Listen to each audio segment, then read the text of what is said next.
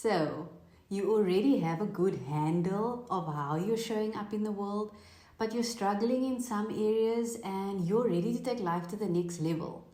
So, let's discuss 10 powerful ways to develop confidence. This video is going to be a bit longer than my usual content, so grab a cup of tea or have a snack before our chat.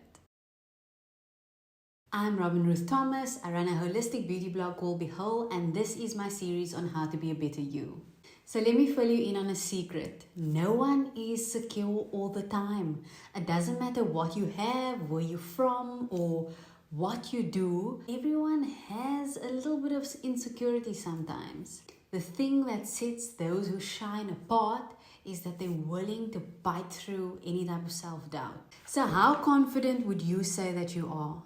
Most people would describe confidence as a feeling, but it's actually just a skill. Like everything that you can learn to do, you can learn to be more confident. The word confidence is derived from the Latin word fidens, meaning trust. So trust in yourself. All you have to do is learn to trust yourself. Trust that you have the capability to do any and everything that you've been wanting to do for so long. Not trust in your parents, not trust in your friends, not trust in strangers who happen to be experts. Trust that you are able to do something. So everyone's different. Some of us love speaking in public, but then being on camera makes us nervous. Or we are more than happy to support others and show up for things that is really important to the people we love, but we struggle to really show up for the things that we care about. Why? Because we are out of practice. We just haven't been doing any of the things that we want to do, and change is uncomfortable. In the book The Mountain Is You, which I highly recommend by the way, Brianna Wiest says that we are not hardwired for happiness. We are hardwired to be comfortable. So everything that is new and different will make us feel uncomfortable, even if it's good for us. So you won't magically be confident after watching one video or even watching 1,000 videos for that matter. You have to actually get started on doing something, whether that is filming videos or it is singing on stage. You have to place yourself in the position to be doing what you want to do. I can tell you what I've been doing to gain a deeper sense of confidence and build a deeper sense of trust in myself as a woman, as a freelancer, as an entrepreneur, navigating the industry that I do, and also showing up in rooms where I am often the only person who looks like me, and when I have to make decisions that only I will be the one held accountable for. So the first step to building confidence is to plan well. If you walk into a room rushed and unprepared, that will make you and others feel uncomfortable. You might feel sloppy or you might feel uneasy, and then you don't necessarily get the exact words out that you want to because you're so focused on how uncomfortable you feel instead of focusing on that conversation because you were on time, you were relaxed, you were prepared, you know exactly who you're talking to. So try and plan well. As a freelancer, I'm used to managing my time, but I'm still working on declining last minute things. Anything that is not urgent can wait, because the reality is that if you keep adding things to your list unexpectedly, there will be so many things for you to do and you won't be able to invest your best. Something will be lacking in one area, and you owe yourself and others the honor of showing up in your best form, offering your best work, offering the best mood that you're in because you want to be there, you don't feel forced or complaining about having to be in a certain space that you didn't really want to be in. The second step to building confidence is to know what cycle you're in. And ladies, this one is for you. Know which part of your menstrual cycle phase you're in because it is life-changing.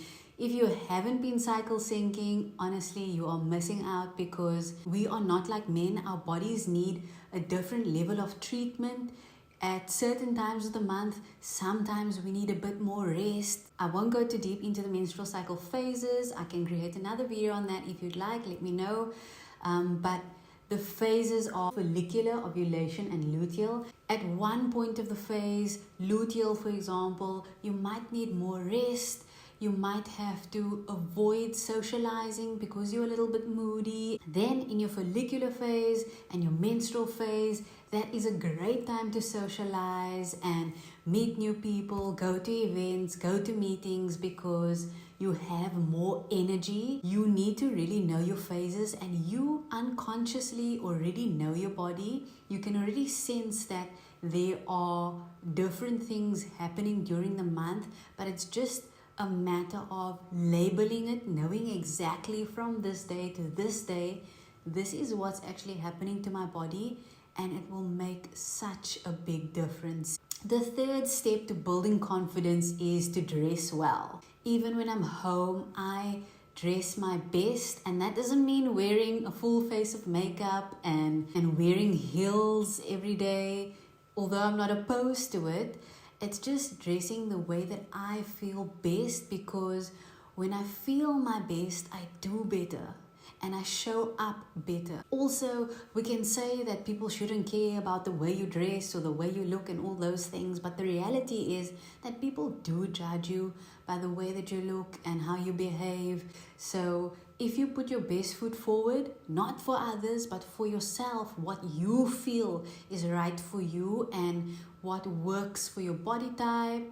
I know there's certain colors that really works for my skin tone, so I choose to wear those colors. And one day, a casting director actually told me never to wear black because black doesn't really do my skin any favors. So I started introducing more colors into my wardrobe because I had this year of just wearing black and being minimalist. Here I am wearing colors, but colors that work for me, clothing that I think suits me and is reflective of my personality.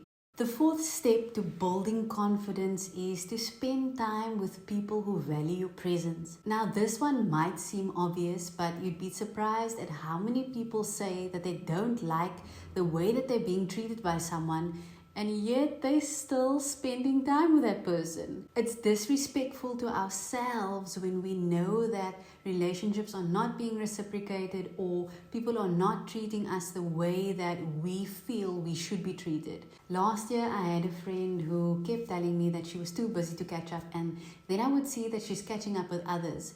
So I didn't take offense because, first of all, I didn't know what she was going through, and she might have already made commitments with those people and felt too guilty to cancel, but I knew that there's a certain type of treatment that I prefer from my friendships, and that is reciprocal. And one thing that you can really choose is your friends. You can choose your colleagues.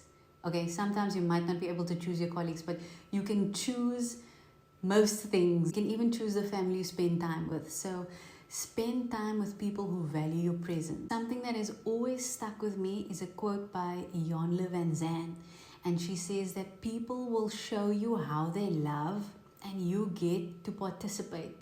You choose to participate in how they show you that they love. And the same thing with them. They all see how you love and they'll be like, okay, cool, I like this, I'll spend more time with her. Or actually, no, let me distance myself a little because I'm not loving this energy. The fifth step to building confidence is to exercise. I recently started running, and it's really been a true test of patience for me, because you get to learn how long a minute is. And I knew this, but you realize that progress doesn't happen so quickly. Working in an industry where things can often seem so fast-paced, and like with social media, you feel like success happens quickly. Running has really taught me to slow down. I've been setting myself small goals, like to run 8 kilometers a day, 3 times a week, and I feel so accomplished because I'm not running for speed. I'm just running to ensure that I finish that 8 kilometers. And because I've set that goal for myself, which I think is an easy, small goal, I feel so accomplished after. I feel like I'm capable of doing something, and When you feel accomplished, you're more daring to do other things, to try new things. Also, this doesn't mean that you now need to start running, but find something physical that you enjoy doing, something that can push you further than your limitations, because you don't know how far you can go. The sixth step to building confidence is to do less with more intention. This can be a tricky one for people who are hard workers and those who are taught that success is a result of being a workhorse. As a recovering hard worker, I've realized that I can earn more money by doing few things but being more intentional about the things that I do. Seventh step to building confidence is to know your attachment style.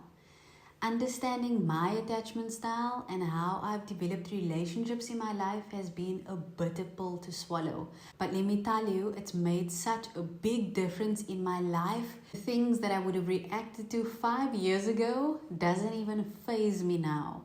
So there's 4 attachment styles, which I also won't go too deep into, but will leave a link to more info in the description. The first attachment style is secure, the second attachment style is anxious, the third is avoidant, and the fourth is fearful avoidant. So attachment style is based on the theory that you learn to love and develop relationships based on how you were nurtured as a child. So the people who raised you offered you a style of love that you then go out into the world and reenact in order to survive and develop relationships. So let's just say your parent was always loving and secure, and your parent saw to your needs. That is the type of love you will then show others because you received secure love. And if your parent was never really present, but they showed you love, and your parent was maybe always working, your attachment style may be avoidant or anxious. So it's important to know your attachment style, because in the past, I would really overreact about things that other people didn't think was serious, but to me, it was intense. And I couldn't understand why people didn't see things the way I did. But now that my attachment style is secure and I'm really learning to soothe myself and offer myself the things that I need without searching for it outside myself, I'm way more secure and I'm way less reactive. Relationships that I'm in, my friends, family, and my partner offers me a type of love that's just a bonus in addition to the love that I offer myself. And that means that when someone withdraws from me, I will be sad, I will be hurt, but I won't be destitute. The 8th step to building confidence is to question every action. Ask yourself if your next move is going to draw you closer to the person that you want to be, or will it steer you away from that path. There's a quote by Jim Rohn that says, "You can have more than you've got because you can become more than you are." To be confident means to trust yourself, and you can't place yourself in a position that dishonors trust in yourself. You can't say yes to others and no to yourself, in other words. The 9th step to building confidence is to get consistent sleep. We need to be fully charged. Imagine how scary it is to be walking in a dodgy area and to have a battery that's on red. Your battery is completely low. You don't feel safe. But we navigate the world being tired, being exhausted, being close to burnout, and we never consider the position that exhaustion places us in the world. We could be showing up so much differently if we were rested. Imagine how excited you are when you're on a holiday, when you're feeling rested, when things are just relaxed. Also, well-rested people make better decisions, they pay attention to detail, and they're just more energized. They move through life with more passion and just more zest for everything that they do. When we're tired, we're easily persuaded to do things that we don't really want to do. We're even more prone to shopping. You know, there's a study that the biggest shoppers in the world are new moms, for the simple reason that they are the most exhausted demographic in the world. The 10th step to build confidence is to keep learning. Life is a hustle, everything's going fast. So if you can't sit down with a book, listen to audiobooks. I do it all the time, and I often listen to a book 3 or 4 times if I like it. The great thing about Audible is that if I don't like a book, I can actually just return it and then read something different. We know that you can't absorb a whole book in 10 minutes, so something else that I have been doing is to allow myself just to deepen my focus and just train my attention span, because I'm on social media all the time and I'm always seeing different things and my brain's like, ooh, this, and my attention span is kind of reduced because of that.